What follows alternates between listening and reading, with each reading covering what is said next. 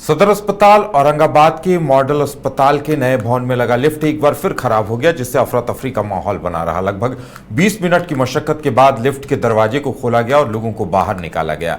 बताया जाता है कि ऊपर से नीचे आने के बाद जब लिफ्ट का डोर बंद किया गया तब अचानक लिफ्ट नीचे आ गया और उसका डोर लॉक हो गया। ऐसा होने पर लिफ्ट के अंदर फंसे लोग घबरा उठे और मदद के लिए गुहार लगाने लगे। लिफ्ट के डोर के लॉक होने की सूचना पर लोग वहां पहुंचे और लॉक खोलकर किसी तरह सबों को बाहर निकाला। गौरतलब है कि पूर्व में भी लिफ्ट उस वक्त अचानक नीचे धड़ाम से आ गया जब नव पदस्थापित सिविल सर्जन कृष्णा प्रसाद नए भवन में संचालित चिकित्सकीय व्यवस्था का निरीक्षण कर रहे थे। उस वक्त भी लिफ्ट लगाने वाले एजेंसी को फटकार लगाई गई थी। बावजूद इसके लिफ्ट की उपयोगिता और उसके मेंटेनेंस में कोई सुधार नहीं हुआ। अगर स्थिति ऐसी ही रही तो यहां कभी भी बड़ा हादसा हो सकता है।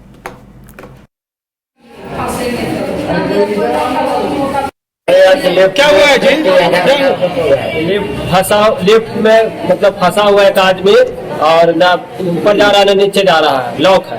अभी अस्पताल के कोई प्रबंधक वगैरह आए हैं यहाँ? नहीं, अभी तक तो कोई नहीं आया है, समझ गए ना। और पब्लिक यहाँ पास है। कितना देर से फंसे हुए होंगे? लगभग 15-20 मिनट हो गए, 20 मिनट हो गया है। सब तल्लब पर जा रहे थे, एक बैग लिफ्ट हड़ाक से आवाज किया, मैं बीच में फंस गया लिफ्ट से। कितना देर फंसे रहे?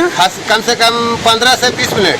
कैसा लगा था अंदर? उसमें रहने के बाद में बहुत अकबकाने लगा। मैं पब्लिक को बाहर से अंदर से फोन किया तो पब्लिक टूटा, तो लिफ्ट कैसे करके खुला।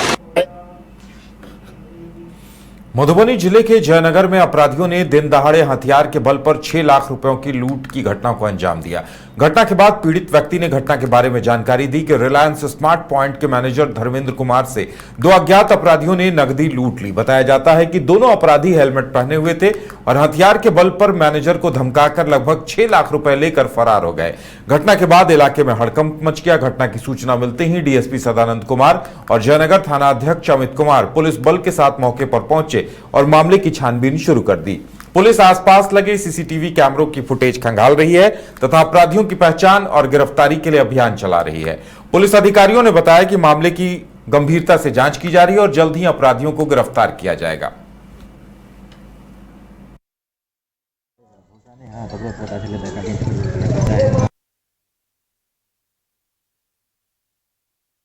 रिलायंस मॉल से निकल रहे थे, जस्ट उसके सामने पिस्टल लेके बाइक से 2 लड़का आया और हमारा बैग छीनने का कोशिश किया।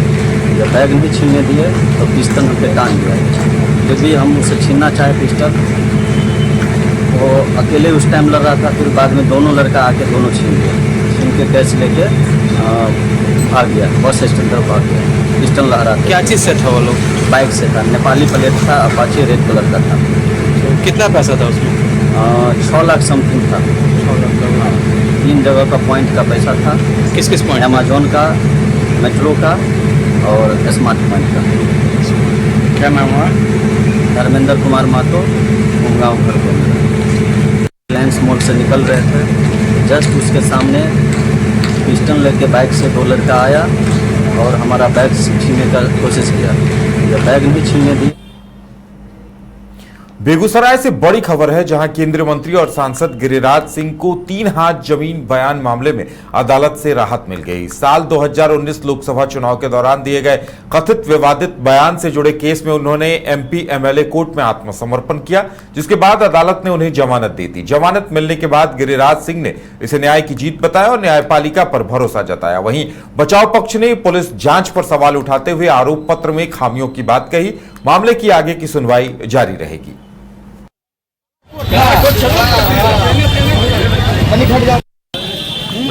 2019 के चुनाव में एक गलत केस हम पर डाला गया आचार संहिता के तहत, और किसी पुराने दुश्मनी के आधार पे लगता है धाराओं को इस कदर लगाया गया जैसे हम आतंकवादी हों। लेकिन मैं कोर्ट को धन्यवाद दूंगा, उन्होंने मुझे पहले भी उसमें रिहाई दिया और आज भी दिया। वकील से 2019 में केंद्रीय मंत्री अमित शाह जी की सभा में माननीय गिरिराज सिंह पर जी एक आरोप लगाया गया कि इन्होंने धार्मिक विद्वेष बिगाड़ने के लिए और अन्य धाराओं में इन पर केस दर्ज किया गया। उस समय के तत्कालीन डीएम ने मैलिस इंटेंशन के तहत सीओ के द्वारा ये केस दर्ज करवाया, लेकिन उसके बाद भी इस केस में सफिशिएंट मटेरियल्स नहीं आए, न तो वॉइस रिकॉर्ड्स आए, न सीजर लिस्ट थे। उसके बावजूद भी एक लॉ अबाइडिंग पीपुल के कारण, चूंकि केंद्रीय मंत्री हैं और सम्मानित व्यक्ति हैं, इन्होंने कोर्ट के निर्णय का पालन किया और कॉग्निजेंस के बाद सो मोटो अपीयर हुए हैं और इन्होंने 205 का भी पिटीशन दिया है फिजिकल प्रेजेंस से डिस्पेंस करने के लिए। हमें लगता है कि कोर्ट में इन्हें मोतिहारी से राबड़ी आवास खाली करने के नोटिस के बाद सियासत तेज हो गई। इस मुद्दे पर एनडीए नेताओं ने प्रतिक्रिया देते हुए इसे पूरी तरह प्रशासनिक प्रक्रिया बताया है। विधान परिषद सदस्य खालिद अनवर ने कहा कि सरकारी आवासों का आवंटन और पुनः आवंटन नियमों के अनुसार होता है, इसमें राजनीति नहीं होनी चाहिए। वहीं विधायक राजू तिवारी ने कहा कि सरकारी आवास किसी की निजी संपत्ति नहीं है, समय समय पर आवश्यकता के अनुसार आवंटन होता है। उन्होंने एनडीए की एकजुटता की बात भी दोहराई और इसे सामान्य प्रशासनिक निर्णय बताया।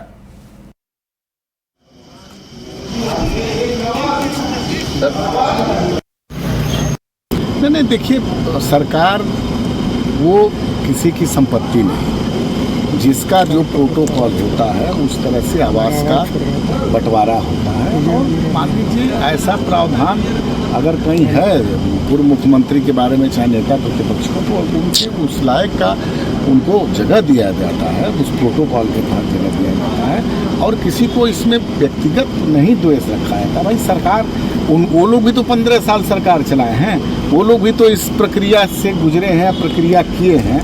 तो सरकार की एक मानक होता है, उस प्रक्रिया के तहत आवास का बंटवारा होता है, उस तरह से उनको आवास दिया गया है।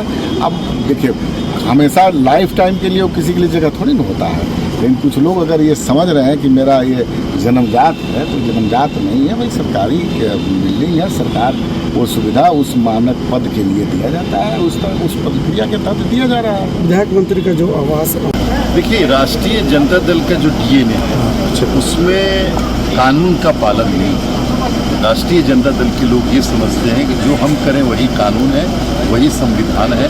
ऐसा नहीं चलने वाला है। बिहार एक कानून से चलेगा और जो एस्टेब्लिश्ड कानून है उसी हिसाब से चलेगा। जिनके लिए जो जगह डेजिग्नेटेड है वही जगह मिलेगी। अगर राष्ट्रीय जनता दल ये चाहती है, ये पार्टी अगर ये चाहती है उसी तरह का जंगल का कानून हो, जंगल राज हो, तो ये सम्राट चौधरी जी और एनडीए की सरकार यहाँ चलने देने वाली नहीं है। आप इसको पक्षपात कहें या जो कहें, लेकिन एक एस्टेब्लिश्ड कानून के तहत भवन निर्माण ने, बिल्डिंग डिवीज़न ने जो जगह जिसके लिए डिजिग्नेट की है वहाँ उनको जाना चाहिए।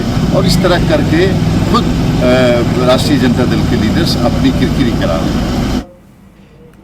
गया जिला परिषद को ग्रामीण विकास कार्यों के लिए राष्ट्रीय सम्मान मिलने जा रहा है। 3 जून को नई दिल्ली के भारत मंडपम में आयोजित समारोह में अध्यक्ष नयना कुमारी को यह पुरस्कार प्रदान किया जाएगा। इस उपलब्धि पर उन्होंने कहा कि यह सम्मान पूरे गया जिले और टीम के सामूहिक प्रयासों का परिणाम है। उनके नेतृत्व में सड़क, गली नली, शमशान घाट, पुस्तकालय और यात्री सेट जैसी कई योजनाओं पर काम हुआ है। वहीं उनके पति धर्मवीर गुप्ता ने इसे विकास की दिशा में बड़ी उपलब्धि बताते हुए आगे के कार्यों के विस्तार की बात कही।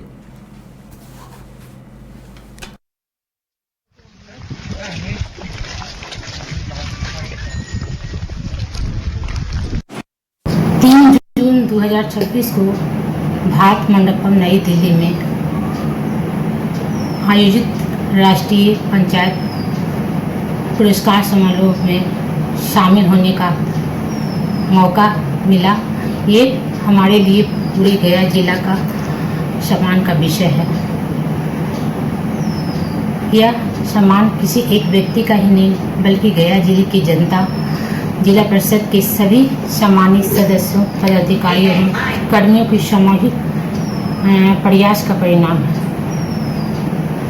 काम को जिला परिषद गया के सभी माननीय सदस्यों, मुख्य कार्यपालक पदाधिकारी, सभी विभागीय पदाधिकारियों तथा जिला परिषद परिवार के प्रत्येक कर्मी को समर्पित करती हूँ। उनके सहयोग, समर्पण और सकारात्मक सोच के बिना जिला परिषद द्वारा किए गए अद्भुत विकास कार्य संभव नहीं था। विगत वर्षों में सभी सदस्यों ने दलगत भावना से ऊपर उठकर जिले के विकास को प्राथमिकता दी और जनहित के कार्यों को आगे बढ़ाने में महत्वपूर्ण भूमिका निभाई।